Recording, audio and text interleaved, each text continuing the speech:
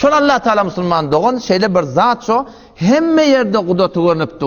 Yani bir dappa şona iman getirenden sonra da vusvese deyip bir dappa adamlar. Vusvese ol yardım. Ve vusvese bولمقلق insanın eline de.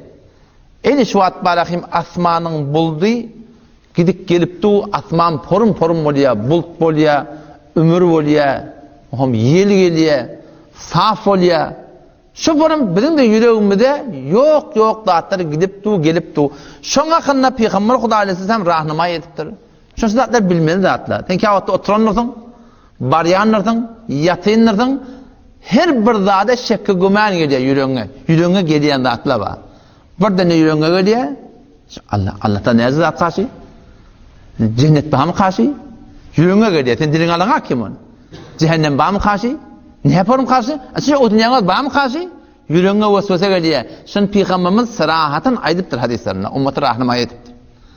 Yüreğine bolayan vesveseler var Müslüman doğanım.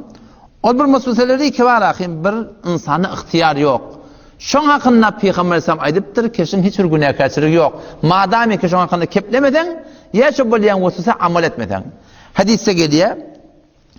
Ravahul Bukhari İnnallaha tecavüze li an ümmeti ma vesveset bihi suduruha. Allah Tebarek ve Teala benim ümmetimden mahvetti diye. Ne hemen mahvetti ya Resulullah?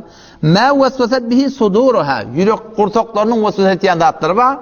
Gümen etmeyen, yokuş göreyen, tehlike göreyen vesveselerin yüreğine geliyor. Peygamber ayeti şunu Allah Teala mahvetti diye. Hasan Cellim ma lem ta'mel Tamadami ki amel ettiyense ev tekellem ya kepleyense. Yüreğine yok vesvese ediyorsun, dilini almasan ya şon uğruna gidip de varahim manak şon uğruyla bolmasan şu bolayan vesveselerin insana hiçbir günahkarçılık yok. Belki başka bir hadise geliyor.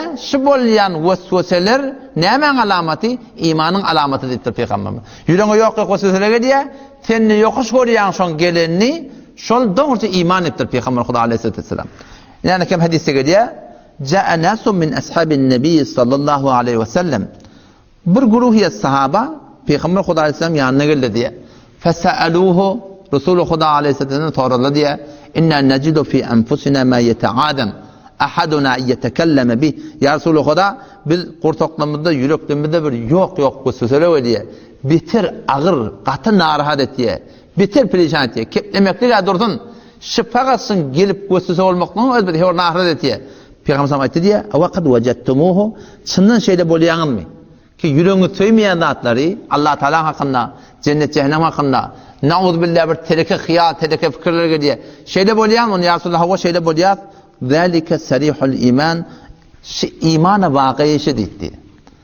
Yani yüreğe bir korsağa bir nuri kasıptır. Indi sen şöyle neftin bilen davanma, şeytan bilen davanma, şol doğruca çından imana vakıi şu. O zaman burada yüreğin vesvese olanla yok vesveseler geliyor da şonla imandan çıkan mukadip ödüne hiçbir şonu var akim bir namit bolamallar. Belki şol doğrusu imanın alameti.